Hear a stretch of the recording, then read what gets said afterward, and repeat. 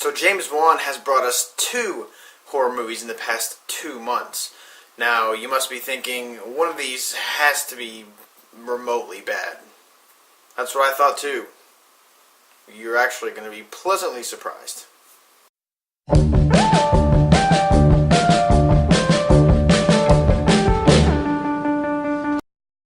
First of all, congratulations Tyler Myers and Benny Rosas.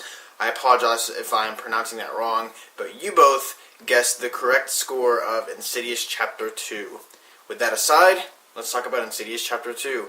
I was going in with some hesitation. I won't give you my pre-thoughts because that's what Before the Movies is for, but a little rundown, I was a little hesitant considering James Wan has come out with 2 movies in the span of 2 months, and I just hope he didn't try to rush through this one and put everything into The Conjuring and not give a lot for this one. So I was hesitant, but excited, and I'm really happy to say I really, really loved The Conjuring, and I really, really liked Insidious Chapter 2 because this movie felt like Insidious. It felt like the first one, and it felt like the whole cast and the whole crew was actually trying to impress the fans of the first one and try to outdo themselves. Unfortunately, it's not as scary and not as good as the first one, but it is still a blast in the movie theater, and I suggest seeing it because the movie looks great, the sound design is great, the makeup department is great. James Wan is probably one of my favorite directors alive, and the guy just knows how to do horror. And if you're a horror fan, you have to see Insidious Chapter 2, especially if you like Insidious, because I saw a double feature where they showed us Insidious in the theater, and then they showed us Insidious Chapter 2 right after. And this is the thing, you really have to see the first Insidious to see the second one. It's not one of those things where it's like, well, you could possibly not see the first one. No, you have to see the first one in order to see this one. If not, you're going to be lost, because a lot of things happen. Which brings me to the plot.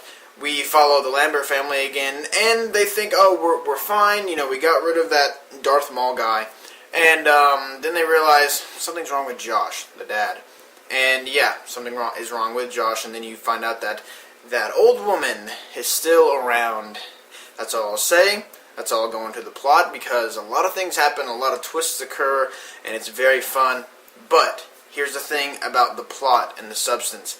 If you are not watching every second of this movie, you will get lost. If you are not 100% focused, which I think you should be, I was, you will lose something, and then along the way you're going to be like, well, wait, what? Because that did happen to me, honestly.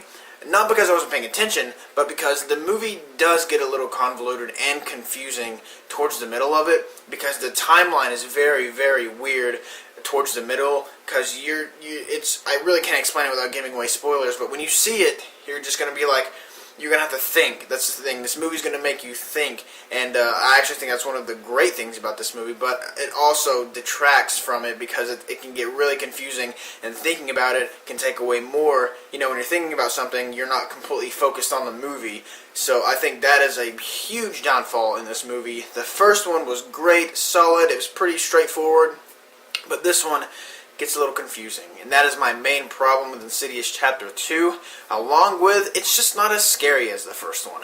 It has some really creepy moments, and it has some great, visuals, like James Wan always has in all of his films, but it just never gets to that level of, I don't want to sleep at night. Insidious, to me, stuck with me. That was a great, great horror film. It was legitimately scary, and that's what it has over The Conjuring. The Conjuring was very scary and very creepy, but when I went home, I wasn't like, I have to keep my lights on when I sleep. Insidious, the first one, had me like, I'm not going to bed for the rest of my life.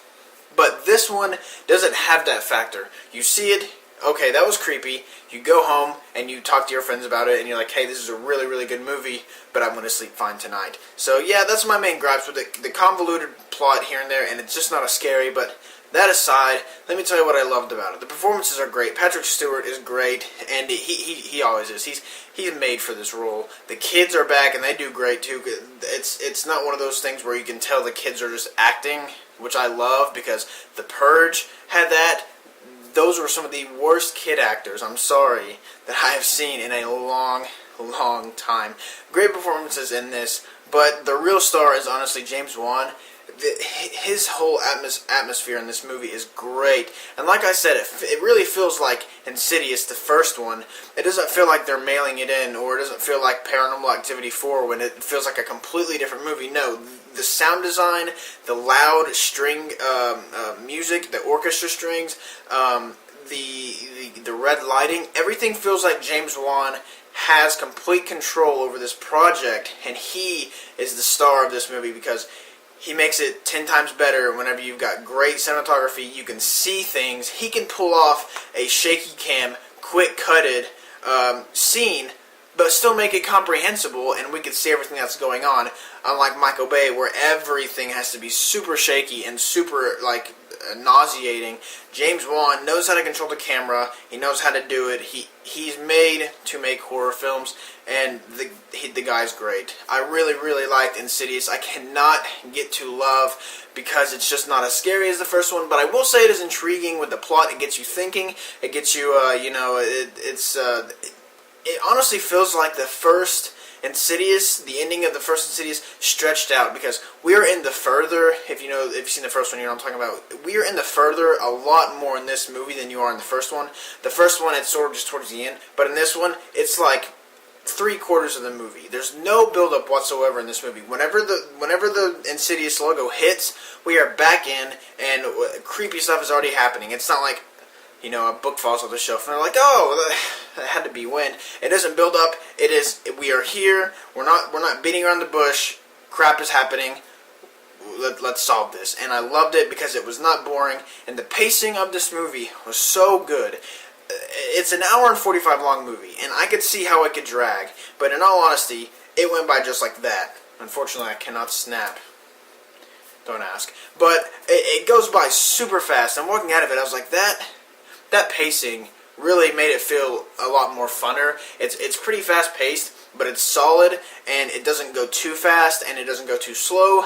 You're in, you're out, you have a blast, and like I said, I hope we get a third one, and I hope they don't call it the final chapter, but I hope we get a third one to close the trilogy. If we don't get a third one, I'm totally fine with a great Insidious 1 and a really good Insidious Chapter 2, because both solid films. I really adore James Wan's work and just the movies in general. I'm going to go 3.5 out of 5 for this one. It is a great movie. It's a great horror film. A little bit convoluted, and it's not as scary as the first one, but a very, very fun time in the movie theaters. So what are your thoughts on Insidious Chapter 2? Are you excited for it? Are you a little hesitant since James Wan is doing a horror film so close to The Conjuring?